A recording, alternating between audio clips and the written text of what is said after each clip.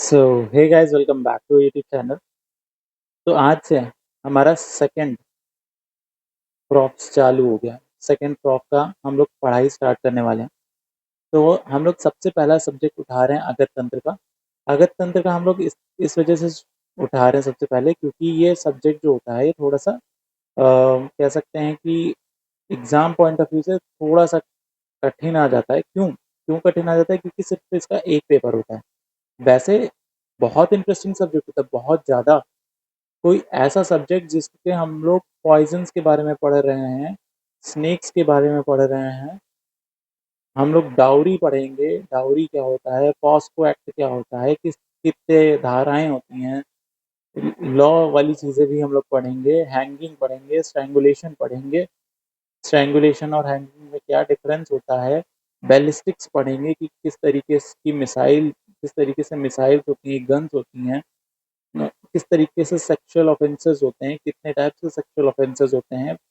और medical termination of pregnancy act, PCPNDT act कब आया था, ड्रग एंड कॉस्मेटिक एक्ट कब आया था, पॉइजन क्या होता है, पॉइजन से मैनेजमेंट कैसे करते हैं, किसी को अगर सांप काट लेता है तो हम लोग किस तरीके से उसको मदद करते हैं। थैनाटोलॉजी इसके अंदर पढ़ेंगे कि इंसान जब मर जाता है तो मरे हुए इंसान में और एक जीवित इंसान में क्या अंतर होता है। इन दोनों चीज़ों के बारे में हम लोग पढ़ेंगे। हम लोग हर एक चीज़ के बारे में पढ़ेंगे, और वो हर एक चीज़ बहुत इंपॉर्टेंट होने वाली है। अगत तंत्र नाम से आप ये मत जाइएगा कि यार टॉक्सिकोलॉजी है, पता नहीं क्या क्या क्या है। बहुत इंपॉर्टेंट चीज़ें, बहुत अच्छी अच्छी चीज़ें इसमें बताई जाएंगी। तो आप ये याद रखिएगा कि one of the most interesting subject आपका ये अगत तंत्र होगा। पढ़ने में आपको मज़ा आएगा।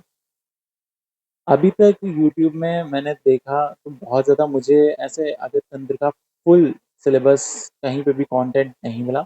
आज हम लोग यहाँ पे अगत तंत्र का फुल सिलेबस कंटेंट पढ़ेंगे। प्लेलिस्ट मैं बनाऊंगा, जैसे हम हमेशा करते हैं कि कोई भी सब्जेक्ट उठाते हैं उसकी प्लेलिस्ट बनाते हैं, उसको फर्स्ट चैप्टर से एंड चैप्टर तक पूरा ख़त्म करते हैं। तो आज भी हम लोग वही करेंगे। एनसीएसएम बेस्ड होने वाला है ये सब। सेकेंड ईयर आ गया है, थोड़ा सा अपना सीरियस हो जाइए, क्योंकि फर्स्ट ईयर के कंपैरिजन में second year is going to be more tough. ठीक है, सेकेंड प्रॉप मोर टफ होने वाला है। लेकिन मैं ये भी बोलूँगा, सेकेंड प्रॉप में फर्स्ट प्रॉप के कंपैरिजन में बहुत ज़्यादा इंटरेस्टिंग सब्जेक्ट होंगे। ऐसे ऐसे सब्जेक्ट होंगे जिसमें आपको को लगेगा यार कि हाँ, अब हम लोग डॉक्टर बन रहे हैं। अब थोड़े थोड़े हम लोग को फील आ रही है, वरना अभी तक तो पता नहीं क्या पढ़ रहे थे। रचना शारीर, क्रिया शारीर, उसमें ठीक है चलो मॉडर्न में एनाटॉमी फिजियोलॉजी का थोड़ा सा पता लगता था, वरना तो क्या ही था। संहिता था, पता नहीं संहिता में क्या था। दिनचर्या पढ़ते रहते थे। पदार्थ विज्ञान था, उसको तो मतलब ही नहीं समझ में आया था कि पदार्थ विज्ञान होता क्या है। ठीक है, वो सारी चीज़ें। लेकिन यहाँ पे हर एक चीज़ का मतलब आपको पूरी अच्छे तरीके से समझ में आएगा। अगत तंत्र, जिसको हम लोग कहते हैं टॉक्सिकोलॉजी, इसमें हम लोग पॉइजन के मैनेजमेंट और किस तरीके से नेचुरल, आर्टिफिशियल, स्थावर विष, जंगम विष, ठीक है, जिसको हम लोग आयुर्वेद में बोलते हैं, इन सब के बारे में हम लोग पढ़ने वाले हैं। ठीक है, अगत तंत्र। इसके अलावा कौन कौन से सब्जेक्ट आते हैं? स्वस्थ आता है आपका। स्वस्थ में आपका कम्युनिटी मेडिसिन, आप समझ सकते हैं क्या। कम्युनिटी मेडिसिन जो होती है उसको हम लोग स्वस्थ बोलते हैं। इसमें पीएचसी, सीएचसी, ठीक है, इन सब के बारे में पढ़ते हैं। फिर उसके बाद आता है आपका द्रव्य गुण। द्रव्य गुण one of the most subject of the second top. द्रव्य गुण फार्माकोलॉजी जिसको बोलते हैं। लेकिन हाँ, इतनी भी कठिन नहीं होती है। उसका अगर ट्रिक बना बना के अच्छे तरीके से पढ़ा जाए तो मतलब बड़े से आपका हो जाता है। रस शास्त्र, ठीक है, रस शास्त्र में पारद के बारे में हम लोग पढ़ते हैं। रस का मतलब यहाँ पे पारद होता है, रस शास्त्र भी जिस बोलते हैं। इसमें पारद पारद क्या होता है? मरकरी। मरकरी के बारे में हम लोग पूरा पढ़ते हैं। और भैषज कल्पना भी आता है इसमें। रस शास्त्र में भैषज कल्पना मतलब थेरेपेटिक प्रिपरेशन किस तरीके से बना रहे हैं, कौन कौन सी जैसे दवाइयाँ हैं मार्केट में, योगराज गुगलू में कैसे बनती है, किस तरीके से बनाते हैं, वो सारी चीज़ें। चंद्रप्रभा वट्टी कैसे बनाते हैं, वो सब आप पढ़ेंगे तो मज़ा आएगा कि हाँ, असली में आयुर्वेद में कैसे चीज़ें चल रही हैं। ठीक है, बाकी संहिता आएगा जिसमें चरक आपको पढ़नी होगी। चरक में आपका जो पहला वाला पार्ट है पूरा, वो पूरा आएगा पूर्वार्ध, ठीक है, इंद्रिय स्थान तक। तो आपको ये सारी चीजें यहाँ पे पढ़नी होंगी। रोग निदान भी आएगा। रोग निदान आपका होता है पैथोलॉजी, तो पैथोलॉजी आएगा कि किस तरीके से डिजीज को हम लोग डायग्नोस करते हैं, पता लगाते हैं कि हाँ ये डिजीज है, ठीक है। तो वो सारी चीजें आज हम लोग पढ़ने वाले हैं यहाँ पे अगत तंत्र को। तो अगत तंत्र को स्टार्ट करते हैं बिना किसी देरी के। तो अगत तंत्र से हम लोग क्या समझते हैं, ये ऐसा एक तंत्र होता है जिसमें अगध, गद क्या होता है, गद होता है पर्याय। किसका पर्याय, कुछ लोगों को पता होगा, हाँ व्याधि का पर्याय।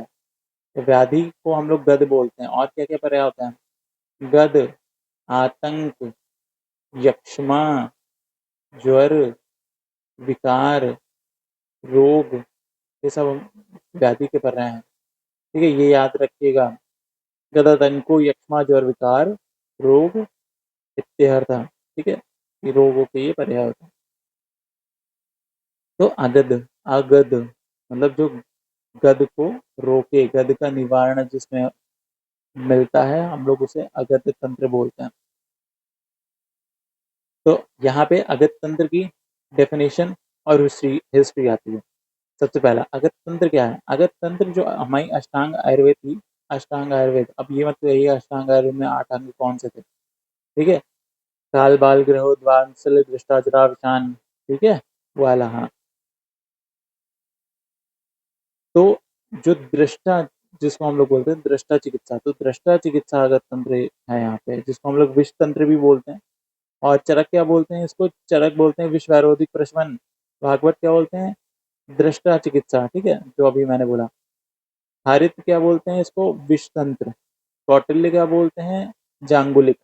तो ये 4-5 आते हैं terms, MCQ point of view से बहुत इंपॉर्टेंट होता है कि किसने क्या बोला है। तो ये यहाँ पे आप देख लीजिएगा। आचार्य सुश्रुत बताते हैं कि Agad Tantra treat symptoms arising from bite of snake, insect, spider, rats और various natural, artificial and combination of poison. मतलब अब देखो इसका मैं बताता हूँ, अगर आपको श्लोक याद है, अगत तंत्र नाम सर्प कीट, सर्प कीट लुता, ठीक है, लूता, मूषक आदि, मूषक आदि दृष्टा विष व्यंजनार्थ विविध विष संयोग उपशमनार्थ चा। तो क्या मतलब हुआ, अगत तंत्र नाम, अगत तंत्र किसको बोलते हैं, सर्प कीट लुता, सर्प कीट लुता, मतलब सर्प मतलब स्नेक्स, कीट मतलब इंसेक्ट और लुता मतलब स्पाइडर। मूषक, मूषक मतलब रैट, मूषक आदि दृष्टा विष व्यंजनार्थ, ठीक है, विष व्यंजनार्थ विविध विष संयोग उपशमनार्थ, मतलब कि विविध अलग अलग टाइप के विष का हम लोग संयोग करते हैं। तो संयोग जो कर रहे हैं उसकी वजह से, उन पॉइजन की वजह से जो पॉइजनस इफेक्ट आ रहा है उसको शांत करने का हमारे पास जो तरीका होता है, वो उस तरीके को हम लोग अगत तंत्र बोलते हैं। उस थ्योरी को हम लोग अगत तंत्र बोलते हैं, उस स्टडी को हम लोग अगत तंत्र बोलते हैं। जो आपका श्लोक है या हम होमवर्क है, सारे श्लोक से आपको मैं बोलूंगा, जैसे बोल दिया ना, अगर तन नाम था रुकित लुता मूषिकादि दिष्टा विश्वनाथ विविध संयोग उपशमनार्थ और नास्तिक स्मार्ट, ठीक है, ये सब आपको श्लोक आप आपकी बुक से देखना है, होमवर्क है, याद करिएगा। फिर आ जाता है हिस्टोरिकल रेफरेंसेस की, मतलब हिस्ट्री में कहाँ कहाँ पे अगत तंत्र का वर्णन है। तो सबसे पहले तो ऋग्वेद की बात करें, तो ऋग्वेद सबसे पहला टेक्स्ट था जिसमें भिषक, भिषक जो होता है, भिषक, उसका यूज हुआ था। भिषक मतलब क्या होता है कि होता है फिजिशियन, फिजिशियन। और अगर इसको सही से बोले तो भिषक वो चीज होती है जो रोग के भय को दूर करे, रोग के भय को दूर करे। अब वो फिजिशियन भी हो सकता है, दवाई भी हो सकती है, या कोई भी चीज हो सकती है, तो हम लोग उसे भिषक बोलते हैं। यहाँ पे बताया गया था जांगम, स्थावर, जांगम क्या होता है एनिमल, और स्थावर क्या होता है प्लांट विष, ठीक है। Snake venom, scorpion venom are the treatment across 16 hymns. Atharvaveda, Atharvaveda 1000 BC इसका काल था। इसमें जो स्नेक के द्वारा जो पॉइजन का स्नेक काट लेते हैं, जो पॉइजन होता है उसके मैनेजमेंट के बारे में यहाँ पे बताया गया था। स्कॉर्पियन के, एक्वेटिक पॉइजन के मेंशन, एंटीडोट, ठीक है, एंटीडोट एंटीडोटल मेडिसिन, मतलब कौन-कौन सी ऐसी मेडिसिन जो एज़ एंटीडोट काम करती हैं, ठीक है? फिर कौटिल्य अर्थशास्त्र 300 बीसी का, चाणक्य जो थे उन्होंने डिस्क्राइब करा था कि जो फूड जिसमें पॉइज़न मिला हुआ है उसको कैसे हम लोग आइडेंटिफ़ाई कर सकते हैं, कैसे कैसे पोस्टमार्टम फाइंडिंग करनी है, कोई मर गया उससे तो पोस्टमार्टम फाइंडिंग कैसे होगी? और विष कन्या को उन्होंने डिस्क्राइब करा था। विष कन्या वो होती है जैसे छोटे पर से ही किसी गर्ल चाइल्ड को एक स्मॉल अमाउंट में अगर विष दे रहे हैं तो वो क्या हो जाएगा कि वो रेज़िस्ट हो जाएगी, वो लड़की तो रेज़िस्ट हो जाएगी, लेकिन वो खुद बहुत पॉइज़नस हो जाएगी। अगर वो किसी को खरोच तक मार देगी तो उसकी वजह से सामने वाला मर जाएगा। तो ये पुराने ज़माने में राजा-महाराजाओं का साम्राज्य हड़पने के लिए, उनको जान से मारने के लिए विष कन्याओं का प्रयोग करा जाता था। चरक संहिता की बात करें, तो इसमें पूरा चरक चिकित्सा जो स्थान है 23वां चैप्टर, ठीक है? उसमें पूरा बताया गया है यहाँ पे। सुश्रुत संहिता में भी बताया गया कि फूड को, ड्रिंक को कैसे आइडेंटिफ़ाई करते हैं, कि विषाक्त आहार का क्या लक्षण है, ठीक है? और किस तरीके से एक पॉइज़न्ड पर्सन है उसका ट्रीटमेंट करना है। नागार्जुन नागार्जुन ने भारत के बारे में डिस्क्राइब करा था बढ़िया से। फिर अगध तंत्र डिक्लाइन हो गया, क्यों? क्योंकि मुगल्स आए, ग्रीक आए, ब्रिटिश आए, इन लोगों ने इन्वेजन करा और ट्रेडिशनल नॉलेज को ख़त्म कर दिया। और नई जो पीढ़ी आई उसमें बहुत डिसइंटरेस्ट था। लेकिन हाँ, आजकल के जो एफर्ट्स हैं, जैसे केरला का आर्यवैदम सेंटर कोकल में, या फिर गवर्नमेंट का इनिशिएटिव कि पीजी कोर्स लाया जाए। तो अगध तंत्र में आप आपने देखा होगा कि पीजी कोर्स भी होता है अगध तंत्र में। कौन-कौन अगध तंत्र से पीजी करना चाहता है बता दो? फिर आता है स्कोप, डेफिनेशन और क्लासिफिकेशन ऑफ रिस्क। तो स्कोप क्या है अगध तंत्र का? तो अगध तंत्र का स्कोप कहाँ पे हो सकता है? या तो एंटीडोट बनाने में, एंटीडोट पता करने में किसी चीज़ का, और क्या-क्या हो सकता है? एंटीडोट किसका? प्लांट का, एनिमल का, या आर्टिफिशियल पॉइजन्स का। और it also covers harm from necrotic chemical pesticides incompatible diet, मतलब विरुद्ध आहार खा लिया तो उसकी वजह से, इंसेक्ट्स का बाइट, ड्रग के साइड इफेक्ट एडीआर जो बोलते हैं, ठीक है? एंड एनवायरमेंटल पॉल्यूशन, जैसे एनवायरमेंटल पॉल्यूशन हो गया, उनको भी किस तरीके से निवारण करना है, तो वो अगध तंत्र के स्कोप में आ गया।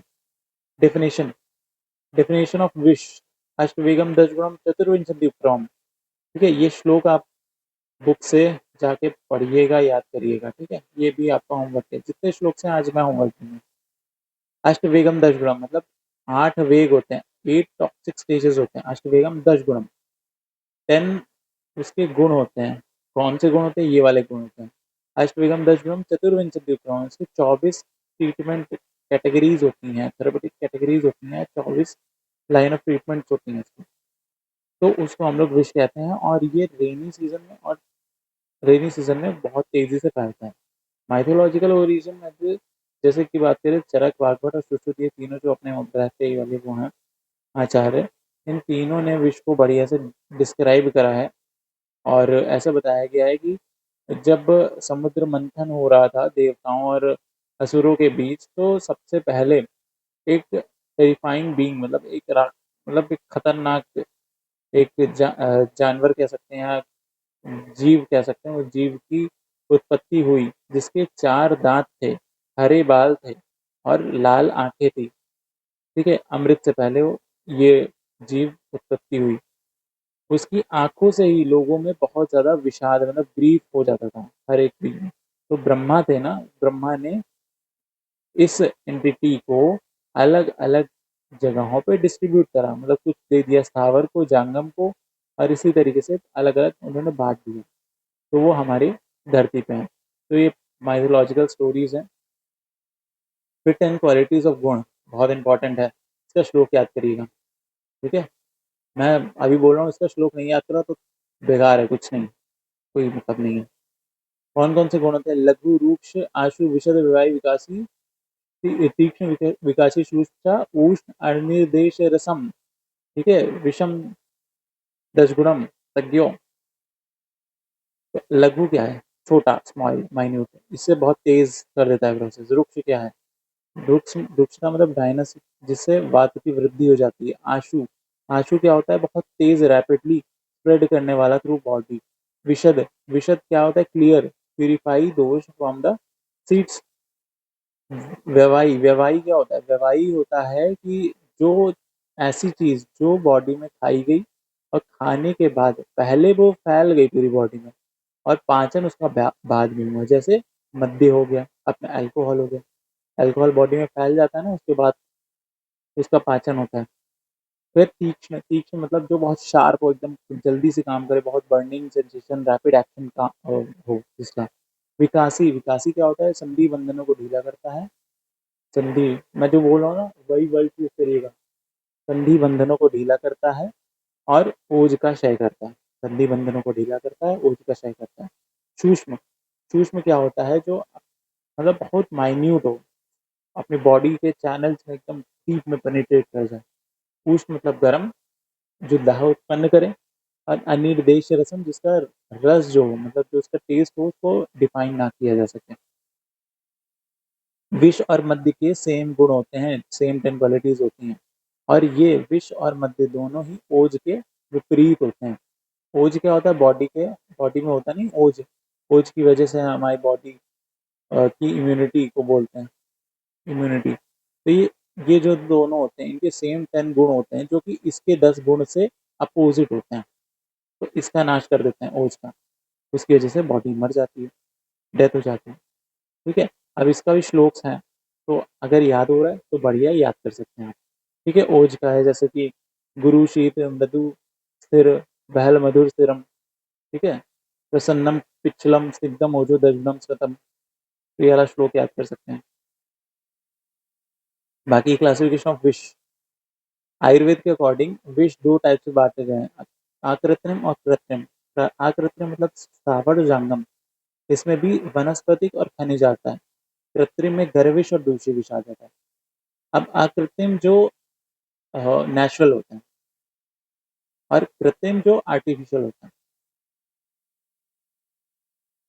अब नेचुरल में भी स्थावर और जांगम आ गया। स्थावर मतलब मेनली जो प्लांट और अपने मिनरल ओरिजिन होता है वो आता है, और जांगम में अपने एनिमल ओरिजिन आता है कुछ। वनस्पतिक और खनिज, वनस्पतिक ये अपने प्लांट्स आ गए और ये अपने मिनरल्स आ गए।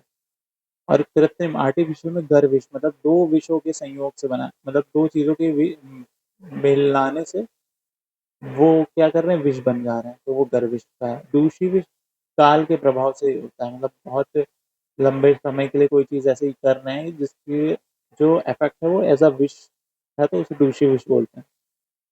तो वही यहाँ पे चीजें लिखी हुई है विद एग्जाम्पल पे, एक एग्जाम्पल आप देख सकते हैं। Medico legal classification bye purpose, कि मतलब किस तरीके से इसका क्लासिफिकेशन होता है जिसका बाय पर्पस। तो बाय पर्पस या तो किसी को, या तो खुद को मारना है, या तो किसी और को मारना है, या तो किसी को पागल करना है, या तो एक्सीडेंटल विश चला गया, या तो कैटल कैटल की डेथ करनी है, या तो अबॉर्शन करवाना है। तो इसमें विश का प्रयोग करते हैं। सुइसाइडल, सुइसाइडल ऐसा ड्रग होना चाहिए जो बहुत इजीली अवेलेबल हो, सस्ता हो। ठीक है, बहुत बढ़िया ऑर्डर हो, मतलब बहुत बढ़िया ऑर्डर ना भी हो तो ऑर्डर खराब भी ना हो, और बढ़िया हो सकती है। स्मॉल लीथल डोज, मतलब कम अमाउंट में भी खा रहा है ना तो भी एकदम खत्म कर दे रहा है।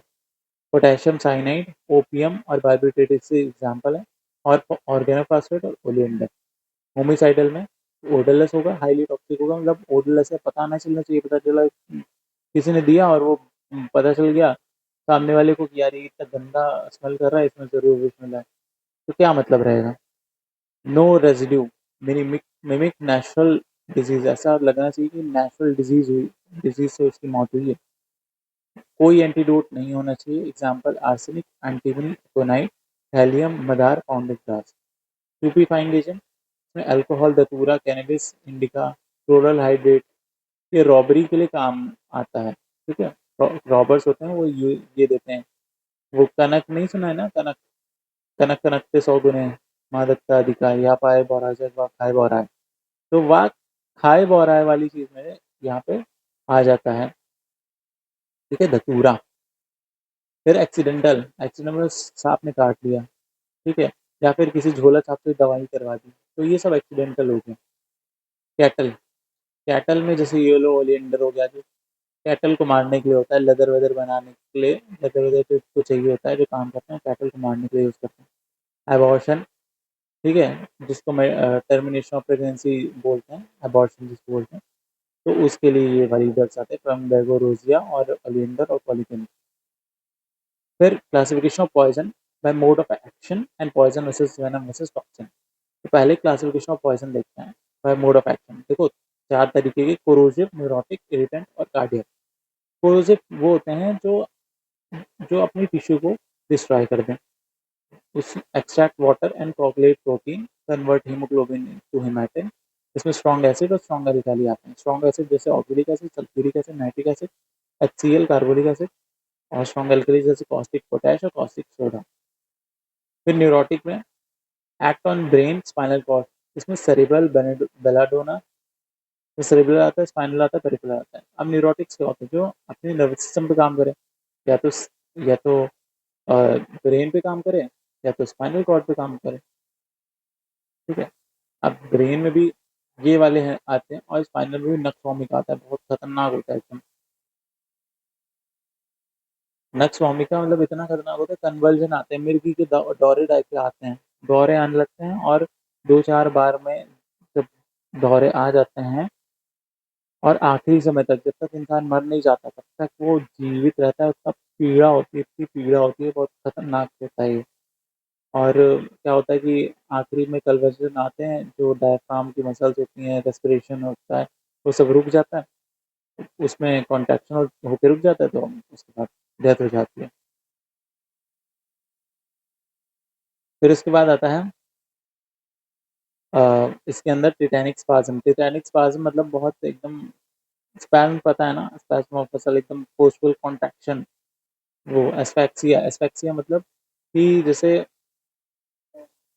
ऑक्सीजन की कमी, जिससे घुटन हो गई, फिर जैसे मर गए, तो एस्फेक्सिया आता है। पेरिफेरल, कोनियम, क्यूरेर, ठीक है? ये बोथ सिस्टम, दोनों सिस्टम पे काम करती हैं। इरिटेंट्स में अपना आ जाता है, एब्डोमिनल पेन कॉज़ करता है, वॉमिटिंग, पर्गिंग, शोर, redness, ulceration of tract, postmortem, organic, croton oil. इसमें ऑर्गेनिक में क्रोटॉन ऑयल और ये सारी चीज़ें आ जाती हैं। इनऑर्गेनिक में फॉस्फेट, आर्सेनिक, मरकरी, अब आगे पढ़ेंगे। मैकेनिकल में पाउडर ग्लास और चॉप्ड एयर, मतलब ये देख रहे हैं ना, पाउडर्ड ग्लास, ग्लास भी छोटे-छोटे ऐसे कर दिया, वो खिला दिया, या फिर हेयर्स को भी छोटा-छोटा कर दिया, तो वो ये इरिटेंट में आता है। जीआई ट्रैक्ट को अपने इरिटेट करते हैं, वॉमिटिंग और डायरिया वायरिया हो जाता है इससे। कार्डियक एस्फेक्शन, कार्डियक वो होते हैं जो हार्ट पे काम करते हैं, और जैसे ओलिएंडर, एकोनाइट और निकोटीन। एस्फेक्शिया जो लंग्स पे काम करते हैं, और जैसे carbon monoxide, carbon dioxide, sewer gas, और मिसलेनियस जैसे analgesic, antibiotic, antihistamine, antidepressant, ये सारे आ जाते हैं। फिर poison versus toxin versus venom में क्या अंतर है? तो डेफिनेशन की बात करें तो पॉइजन वो नेचुरल और सिंथेटिक केमिकल सब्सटेंस होता है, जिसकी वजह से किसी इंसान की डेथ हो या फिर खराब इफेक्ट पड़े। लेकिन टॉक्सिन जो होता है वो विद इन लिविंग सेल्स बनता है, जो सेल्स होते हैं उसके अंदर ही बन रहा है। पॉइजन नेचुरल भी हो सकता है, सिंथेटिक भी हो सकता है। ये नेचुरली होता है और माइक्रो ऑर्गेनिज्म बनता है। वेनम क्या होता है? Poisonous secretion of an animal, animal की वजह से वेनम। एग्जाम्पल है इसमें आर्सेनिक, मर्करी, निकोटीन। टॉक्सिन में बॉटुलिनम टॉक्सिन, ठीक है, और ये वाले टॉक्सिन्स आ जाते हैं। फिर वेनम में स्नेक, स्कॉर्पियन और स्पाइडर आ जाता है। रूट ऑफ एंट्री इसमें या तो स्वॉलो कर लिया, या फिर इनहेल कर लिया, या फिर अब्जॉर्प्शन, से अलग अलग टाइप के होते हैं। Toxin form within the living cell, और इसमें वेनम में by specialised gland, stings, teeth. Classification में नेचुरल, सिंथेटिक। इसमें टॉक्सिन में या तो अंदर या तो बाहर, एंडो, एक्टो। वेनम में neurotoxic, cytotoxic, myotoxic, haemotoxic. Neurotoxic neuron पे काम कर रहा है, उसको दिक्कत पहुंचा रहा है, नर्वस सिस्टम। साइटोटॉक्सिक सेल्स को डेथ करवा दे रहा है, ठीक है। मायोटॉक्सिक अपने मसल्स को स्पैज्म और ये सारी चीज़ें करवा रहा है। हीमोटॉक्सिक अपना ब्लड जो है उसको ब्लड क्लॉटिंग वॉटिंग रोक दिया, दिक्कत कर दी, हीमोग्लोबिन को तोड़ दिया, वो सब आ जाता है। Relationship, not all poison are toxin, ये बहुत important. Not all poison are toxin but all toxin are poison. ये ऐसे ही याद करिएगा line, not all toxin are poison but all toxin are poison. Not all poisons are toxin, but all toxins are poison. Or not all venoms are poisonous. Uses pesticide, herbicide, insecticide, इसमें predation और chemical defence के लिए, या फिर और ये जो होते हैं वेनम, ये कैंसर ट्रीटमेंट के लिए, पेन रिलीफ के लिए, हार्ट डिजीज के लिए काम आता है। फिर रूट ऑफ एडमिनिस्ट्रेशन आता है आपके सिलेबस में। इसमें दो तरीके से रूट होते हैं, या तो एंट्रल या तो पेरेंटल। एंट्रल जैसे जो जीआई ट्रैक्ट में जा रहा है वो एंट्रल हो गया, और जो पेरेंटल जीआई ट्रैक्ट के बाहर है, जीआई ट्रैक्ट को बाईपास कर दिया तो वो पेरेंटल आ गया। अब एंट्रल रूट में या तो मुंह से खिलाएंगे या तो एनस के थ्रू डालेंगे। अब जो सबलिंगुअल होता है, लिंगुअल होता है, ये सब में बहुत अच्छी ब्लड सप्लाई होती है, जिसकी वजह से वो डायरेक्ट फर्स्ट पास मेटाबॉलिज्म को बाईपास करके डायरेक्ट अपने हार्ट में काम वाम कर देता है, तो वो सबलिंगुअल वाली आ जाता है। या फिर जो भी हम लोग दवाई खाते हैं नॉर्मल, सबसे कन्वीनियंट वे, टैबलेट आया खा लिया इतना पानी के साथ, तो वो अपना ओरल में आ जाता है। और रेक्टल में अपना जैसे जो एनल होता है, तो एनस में बहुत ज़्यादा रेक्टल म्यूकोसा होता है, हाईली वेस्कुलराइज्ड होता है रेक्टल म्यूकोसा, तो वहाँ से बहुत जल्दी जो अपनी ड्रग होती है वो एब्जॉर्ब होती है। पेरेंटल रूट में इनहेलेशन, मतलब सूंघ वूंघ के अपना दिक्कत हो गई। आईवी, आईवी मतलब डायरेक्ट ब्लड में डाल दिया, ये इसकी वायबिलिटी 100% होती है, मतलब ये 100% अपना ब्लड काम करता है। सिम्टम्स अपीयर ऑलमोस्ट इंस्टेंटेनियसली, मतलब कि तुरंत अपना काम करेगा, और बहुत रैपिड और लीथल होता है। आईएम जो होता है, आईएम मसल्स में होता है, धीरे धीरे होता है, और इंटरडर्मल स्किन के नीचे, ठीक है। Subcutaneous into the fatty tissue beneath the skin, moves into the capillaries, prefer for protein ducts, it will destroy orally, मतलब कि ऐसे डक्ट्स जो कि ओरली खाने से डिस्ट्रॉय हो जाए, ठीक है, उनमें हम लोग इसको दे देते हैं तो बढ़िया रहता है। और ये इसका वो है कि सबसे ज़्यादा आईवी या फिर इनहेलेशन का वो होता है फास्ट, फिर आईएम, फिर सबक्यूटेनियस, फिर इंटरडर्मल, फिर ओरल, भी याद रखिएगा, ठीक है, एमसीक्यूज में आ जाता है आपके। ये वाले जो नोट्स हैं, ये नोट्स जब हमारी ये पूरी हो जाएगी तब आपको ये वाले नोट्स मिलेंगे, तब तक वीडियोस में है पूरा, देख सकते हैं।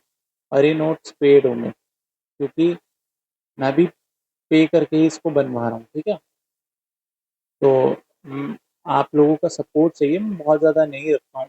कोई भी नोट्स होते हैं, कोई भी सब्जेक्ट के पूरे A to Z नोट्स मैं 99 रुपीज़ में लाऊंगा अब, ठीक है, कोई भी होगा। 99 मिनिमम कॉस्ट रख दिया है, ताकि मैं आपको अच्छे से अच्छा कंटेंट डिलीवर कर पाऊँ, ताकि वीडियोस फ्री रख पाऊँ, कि वीडियो सारी फ्री हों, और नोट्स जो हों मिनिमम 99 में, बढ़िया सा, मतलब 99 से ऊपर जाऊँगा ही नहीं किसी नोट्स में, 99 में आपका पूरा हो जाएगा। बाकी जब ज़्यादा सब्जेक्ट आ जाएंगे तो एज अ इसको बंडल दे देंगे, है ना, कम करके।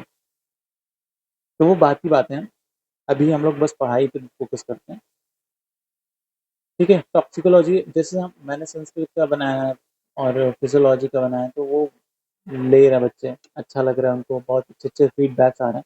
वैसे ही मैं चाह रहा हूँ कि सेकेंड ईयर का भी बढ़िया बढ़िया ऐसे देखो पीडीएफ बना के दूँ, और अगर आपको अच्छा लग रहा है तो आप ले सकते हैं, बाकी आपके ऊपर है। टॉक्सिकोलॉजी और toxicodynamic, toxicology is the study of adverse effect of chemical, biological, physical agent on the living organism. ये आपकी डेफिनेशन है नॉर्मल, कि मतलब वो स्टडी जो कि केमिकल के, बायोलॉजिकल या फिर केमिकल या फिजिकल एजेंट के द्वारा लिविंग ऑर्गेनिज्म पे खराब इफेक्ट पड़ा पड़ा रही है, जो उसकी स्टडी को हम लोग टॉक्सिकोलॉजी बोलते हैं। Biological, chemical, physical, living organism पे क्या दिक्कत दिया इसने, एडीआर क्या थी, तो उसकी स्टडी को हम लोग बोल रहे हैं टॉक्सिकोलॉजी। टॉक्सिकोडायनेमिक्स क्या होता है कि mechanism of action of a toxic chemical on the body, कि किस तरीके से टॉक्सिक केमिकल जो होता है वो हमारी बॉडी पे काम कर रहा है, मैकेनिज्म क्या है, ठीक है। तो वो टॉक्सिकोडायनेमिक्स आता है, इसमें ये सारी चीज़ें आती हैं। टारगेट जो होते हैं जैसे एंजाइम, मेम्ब्रेन, रिसेप्टर, इंटरसेलुलर और एमिक चैम्बर्स, ठीक है, याद रखिएगा।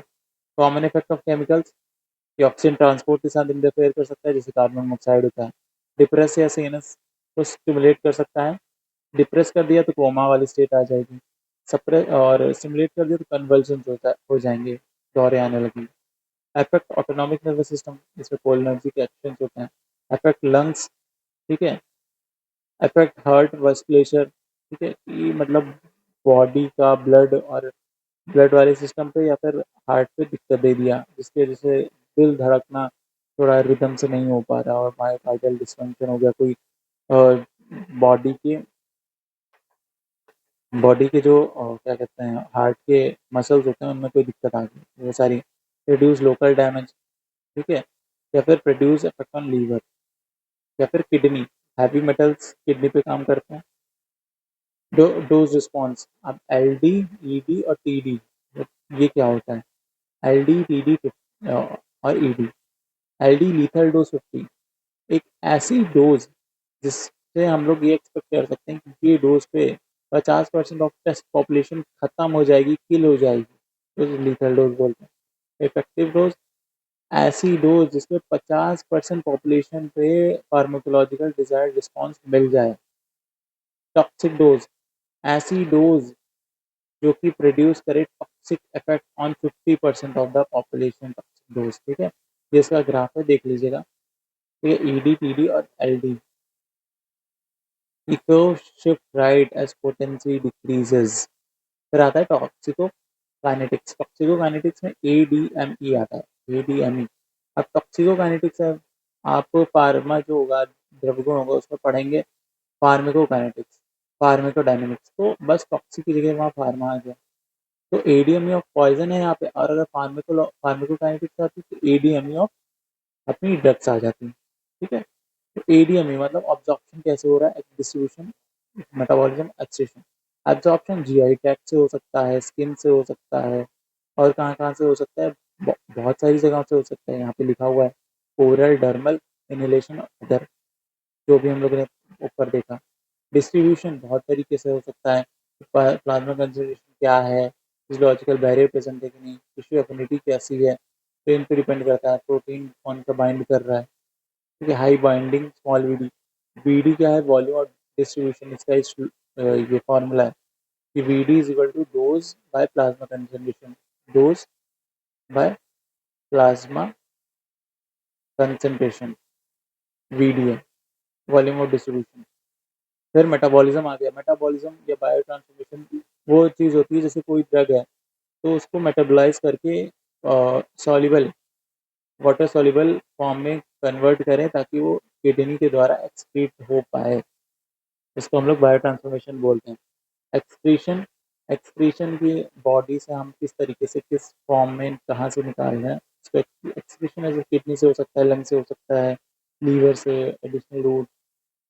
और क्लियरेंस क्या है, clearance is equal to 0.7 VD by T half life. अब इसका मतलब क्या है, वॉल्यूम ऑफ ब्लड क्लियर्ड पर यूनिट पर time. Factor modifying the action of poison, अब ये सारे फैक्टर्स हैं, बहुत जनरल चीज़ें हैं, जैसे एज, छोटे बच्चों में ज़्यादा या बूढ़े लोगों में ज़्यादा जल्दी पॉइजन आएगा, जनरल। लड़कियों में या फीमेल्स में ज़्यादा आएगा क्योंकि females are sensitive, more sensitive to lipophilic compounds than male. Tolerance, किसका कितना टॉलरेंस है, डोज कि किस डोज पे पॉइजन आया है, स्टेट ऑफ हेल्थ की बढ़िया था और कोई डिजीज नहीं थी तो ज़्यादा देर तक वो सह पाएगा।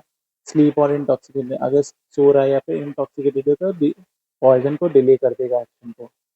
इडियोसिक्रेसी मतलब जेनेटिक, स्टेट फॉर्म, मतलब गैस में था, सॉलिड में था कि लिक्विड में था, पाउडर था तो भी दिक्कत हो सकती है, सॉलिड में थोड़ा कम दिक्कत है, लेकिन गैस और लिक्विड में दिक्कत है। केमिकल कॉम्बिनेशन, कि अगर कॉम्बिनेशन बना के कोई ऐसी कॉम्बिनेशन बनाया दे रहा है जो कि हार्मलेस है तो कोई दिक्कत नहीं है, अगर कोई कॉम्बिनेशन बनाया है जैसे हार्मफुल हो गया तो दिक्कत हो जाएगी। रूट ऑफ एडमिशन कैसे लिया गया, आईवी सबसे ज़्यादा दिक्कत दे देगा। एक्टिव और सिनेसिज्म, दो छोटी छोटी चीज़ें थी, दोनों का साथ काम सेम था, दोनों साथ में आ गए, दोनों खतरनाक काम करने लगे तो एडिटिव हो जाता है। स्टेट ऑफ स्टमक, कि स्टमक खाली था कि भरा था, खाली होता तो ज़्यादा मतलब फैलता है। एनवायरनमेंट की कंडीशन कैसी है, अगर ह्यूमिडिटी ज़्यादा है तो जाहिर सी बात है कि उस तरीके से होगा। अगर जैसे एग्जांपल है एट्रोपिन, वो डेजर्ट हीट में बहुत ज़्यादा खतरनाक होता है एट्रोपिन। मैकेनिकल कॉम्बिनेशन है, कि कुछ ऐसे सब्सटेंस इनर्ट सब्सटेंस से मिल गया जिससे पॉइजन रिएक्शन कम हो गया, या फिर मोड ऑफ एक्शन इस तरीके से एक्शन कर रहा है, systemic action produce more toxic effect. तो जो ऐसे एक्शन जो कि ब्लड की वजह से हो रहे हैं तो वो ज़्यादा इफेक्ट करेंगे। एंटागनिज्म मतलब जो सिनर्जिज्म था उसका उल्टा एंटागनिज्म। तो दो चीज़ें हैं, ये इधर काम कर रहा है, ये इधर काम कर रहा है, अब दोनों मिले तो दोनों का काम ही नहीं कर पा रहे, एक दूसरे को न्यूट्रलाइज कर। क्यूमुलेटिव एक्शन, क्योंकि जो poison are not excreted accumulated with the repeated dose and produce symptoms when concentrated reach the threshold के ऊपर जाएगा तभी अपना दिक्कत दे रहा है। फिर विष वेग, विष पीत और विष मुक्त लक्षण, ये हमारे चैप्टर के लास्ट टॉपिक है। आई होप सारी चीज़ें आपको बढ़िया से समझ में आ रही होंगी, कोई इसमें बहुत ज़्यादा रॉकेट साइंस नहीं है, नॉर्मल नॉर्मल चीज़ें हैं। पढ़ते रहिए साथ में तो आपको बहुत अच्छे तरीके से याद होता रहेगा। कोई चीज़ ना समझ में आए तो कमेंट सेक्शन में लिख सकते हैं, बाकी आई एम हेयर, कोई अगर आपका फीडबैक हो तो वो लिख सकते हैं। और फीडबैक फीडबैक और कोई भी ऐसी चीज़ हो जो आपको बोलनी है तो आप कमेंट सेक्शन में बोल सकते हैं। I am always there to help you all. कोई भी ऐसी चीज़ होगी जो मुझसे हो पाएगी तो मैं ज़रूर आपकी मदद करूँगा। आप गाइड भी कर सकते हैं कि हाँ ऐसे ये कर दीजिए या ये बदल दीजिए तो और अच्छा हो जाएगा, ये ऐसे वैसे, तो मैं इस चीज़ को बढ़िया से करूँगा। आपको बस सपोर्ट चाहिए मुझे, आप जितना सपोर्ट कर सकते हैं उतना करिए, ठीक है? शेयर करके, बाकी चीज़ें करके। अब देखो विष वेग है, तो चरक जो थे उन्होंने 8 विष के वेग माने थे और सुश्रुत ने 7 वेग माने थे। चरक क्योंकि बड़े थे तो उन्होंने ज़्यादा मान लिया, ऐसे याद रखिएगा। तो 8 वेग हैं, पहले में रस, रक्त, मांस, ये 3 तो याद हो जाएँगे। ये वाले धातु अफेक्ट करती है। फिर उसके बाद त्रिदोष कर देना और 5th में दृष्टि कर देना। बाकी इसके सिम्पटम्स लिखे हुए हैं, आपको एग्ज़ैक्ट सिम्पटम्स एकदम कट टू कट याद करने की ज़रूरत नहीं है, बट एक बार पढ़ लीजिएगा कि किसमें क्या है तो आप कर पाएँगे। जैसे 5th में है तो तिमिर आ जाता है, जिसमें डार्कनेस बिफोर द आई, ठीक है? 6 में हिक्का, 7th में स्कंद भंग, 8वें में डेथ, रेस्पिरेटरी अरेस्ट हो जाता है, डेथ हो जाता है। तो ये सारी चीज़ें हैं। जिह्वा किसमें है? जिह्वा इसमें है योनि में, ठीक है? रक्त में। वॉमिटिंग, सर्दी, सर्दी बोलते हैं वॉमिटिंग को। ये सब आप धीरे-धीरे जब पढ़ेंगे तो आपको समझ में आएगा रोग निदान में, ठीक है? तो उसकी टेंशन मत लीजिए। विषसंकर, विष संकट क्या होता है? विष संकट ऐसा होता है कि जैसे वो सारे फैक्टर्स खतरनाक वाले जो अभी हम लोगों ने ये वाले फैक्टर्स पढ़े, इसमें से सब बढ़ाने वाले फैक्टर्स अगर प्रेज़ेंट हैं, जैसे प्रकृति और विष का काल है, वर्षा ऋतु प्रेज़ेंट है, अन्य दोष, ये सब एकदम इस तरीके से हैं, तो एक ही जीवित रह पाता है कुछ 100 में से, ठीक है? ऐसा बताते हैं। फिर शंका विष, तो शंका विष क्या होता है कि साइकोसोमेटिक सिम्पटम्स होते हैं, मतलब ऐसा होता है कि इंसान को ऐसा लग रहा होता है जैसे अंधेरे में कोई ऐसे छू के चला गया कुछ चीज़, तो उनको लगता है कि यार किसी पॉइज़नस कीड़े ने काट लिया, वो साँप ने काट लिया मुझे, अब मैं मर जाऊँगा। तो इसकी वजह से बेहोश हो जाते हैं, डायरिया बिल्कुल होने लगता है, फ़ीवर हो जाता है, स्वेलिंग हो जाती है। तो बस वो साइकोलॉजिकल कंडीशन होती है। इसीलिए उसमें क्या करते हैं कि शर्करा देते हैं, चीनी-वीनी देते हैं और मंत्र उच्चारण पानी देते हैं, सांत्वना देते हैं, यार कोई बात नहीं, ठीक है, सब सही हो जाएगा। और थोड़ा-सा मधु द्राक्षा देते हैं और मधु विद हनी, मधु विद हनी, मधु, तो ये दे देते हैं, तो फिर बढ़िया रहता है।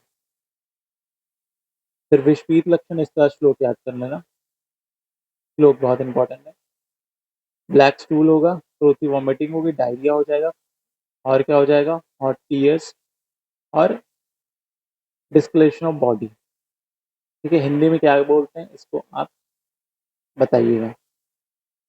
फिर विष मुक्त लक्षण, इसमें भी प्रसन्न चित्त चेष्टो हो, प्रसन्न वर्ण इंद्र चित्त चेष्टो वाला जो था ना श्लोक, वो यहाँ पे आता है, वो आप श्लोक याद कर लीजिए। प्रसन्न वर्ण इंद्र चित्त चेष्टो मतलब कॉम्प्लेक्शन, प्रसन्न वर्ण, वर्ण मतलब कॉम्प्लेक्शन होता है, कलर होता है बॉडी का। प्रसन्न वर्ण इंद्रिय, इंद्रिय मतलब सेंस ऑर्गन। चित्त चेष्टो, चित्त मतलब माइंड और चेष्टा मतलब एक्शंस। तो बढ़िया से हो गए। तो natural state of vata pitta and kapha, all seven dhatu and mala return to normal state, appetite restored. ठीक है, कि मतलब भूख लगने लगी। फिर विष के उपद्रव, ये अलग से चैप्टर आता है, आगे के चैप्टर्स में है, तो वहाँ पे हम लोग अच्छे से डिटेल में पढ़ेंगे। बस ये याद रखिए कि यहाँ पे बताया गया कि 16 वाग्भट ने बताए हैं अष्टांग संग्रह ने। 16 की कैसे याद करना है मैं बताऊंगा, इसकी ट्रिक के साथ बताऊंगा, तुरंत याद हो जाएगा। ठीक है, तो this is all about your first chapter. I hope इस चैप्टर में कोई चीज़ दिक्कत नहीं आई होगी। एक बार हम लोग समरी देख लेते हैं कि हम लोगों ने क्या पढ़ा। तो अगत तंत्र में हम लोग ने सबसे पहले डेफिनेशन देखा कि अगत तंत्र क्या होता है। अगत तंत्र नाम सर्प कीट मृता मूषक आदि दृष्टा विश्वंजनाथ विविधयुग उपशमनार्थ। फिर हिस्ट्री देखी कि ऋग्वेद में विषक शब्द का प्रयोग आया था। फिर अथर्ववेद में बताया कि किस तरीके से। फिर कौटिल्य अर्थशास्त्र में चाणक्य ने विष्कन्या बताया और बाकी चीज़ बताई। चरक ने अपना बताया चतुर्विंशति उपक्रम। ठीक है, अपने 24 जो था 23वें चैप्टर में चरक चिकित्सा के चतुर्विंशति उपक्रम बताया और पूरा बताया था अगस्त के बारे में। सुश्रुत संहिता ने भी बताया था नागार्जुन ने। ठीक है, फिर स्कोप्स बताया कि स्कोप्स कहाँ कहाँ के हुए हैं, विश्व की क्या डेफिनेशन है, अष्टविगम दशविगम वाला श्लोक। ठीक है, माइथोलॉजिकल ओरिजिन जहाँ पे मंथन हो रहा था, समुद्र मंथन। फिर 10 क्वालिटीज ऑफ विश। ठीक है, ये वाली जो है इसका श्लोक आप याद कर लीजिएगा। ठीक है, द गुरु अशुषद वायु तीक्ष्ण विकास या उष्ण अनिर्देश विषम दशग्रम तज्ञों वाला श्लोक याद के लिए। क्लासिफिकेशन ऑफ विश बहुत इंपॉर्टेंट आ जाता है, आयुर्वेद और मॉडर्न दोनों वाइवा के पॉइंट ऑफ व्यू से भी बहुत इंपॉर्टेंट है। तो एग्जाम्पल्स आप अच्छे तरीके से याद रखिएगा। कोरोसिव क्या होता है, इन्फेंट क्या होता है, इरिटेंट क्या होता है, न्यूरोटॉक्सिक क्या होता है, कार्डियक क्या होता है, ये हम लोगों ने पढ़ा। इन तीनों में क्या अंतर है ये हम लोगों ने देखा, पॉइजन, टॉक्सिन और वेनम में। फिर मोड ऑफ एक्शन एंट्रल और पैरेंट्रल देखा, IV, IM, ID, ये सारा देखा। फिर कुछ normal toxicology, toxic dynamic dose response, सारी चीज़ें देखी। Lethal dose, effective dose, toxic dose.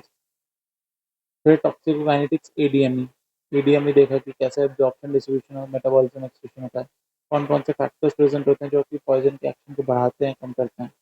विष वेग भी देखिए कि 8 वेग चरक के अकॉर्डिंग, 7 वेग त्रिशुट के अकॉर्डिंग।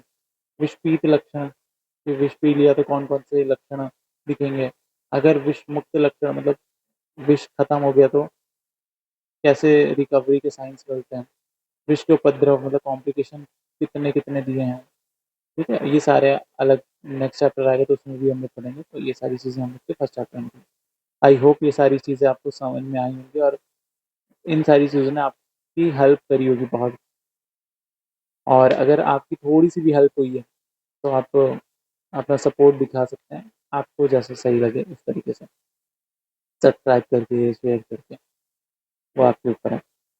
बाकी इसी तरीके से जो भी 24 बैच का है या फिर 23 बैच का है तो आप साथ में चल सकते हैं। साथ में चलेंगे, 2 से 3 महीने में पूरा हम लोग अगर तंत्र फिनिश कर रहे होंगे या फिर इससे भी जल्दी करने की कोशिश करेंगे, लेकिन 3 महीने मुझे लगता है कि लग जाएंगे अगर तंत्र कंप्लीट करने में, 2 से 3। और अगर आपका सपोर्ट मिलता रहा, आप लोग बढ़िया बढ़िया व्यूज़ देते रहे और कमेंट्स में बोलते रहे मुझे कि जल्दी जल्दी लाइए, तो मैं लाऊंगा जल्दी जल्दी। बट हाँ, मुझे दिखना चाहिए। अगर दिखता नहीं है ना, थोड़ा मोटिवेशन कम हो जाता है तो फिर धीरे हो जाती है वीडियो, फ्रिक्वेंसी कम हो जाती है वीडियोज़ डालने की। तो इसी तरीके से हम लोग करेंगे सारा कंटेंट BMS का A to Z, जितना भी पढ़ाएंगे A to Z पढ़ाएंगे। ये नहीं कि A पढ़ाया फिर A B C D E F पढ़ाया, उसके बाद छोटा बड़ा छोटी बड़ी बड़ा पढ़ाने लगे। ठीक है, ये नहीं करना है पूरा। अगर अल्फ़ाबेट पढ़ना है तो A to Z जाना है, और अगर वर्णमाला पढ़ना है तो आ से ज्ञा तक जाना है। ठीक है, पूरा। बाकी इसी तरीके से पढ़ते रहिए, मज़े करते रहिए। मिलते हैं आपसे नेक्स्ट वीडियो में, तब तक के लिए टाटा, बाय बाय।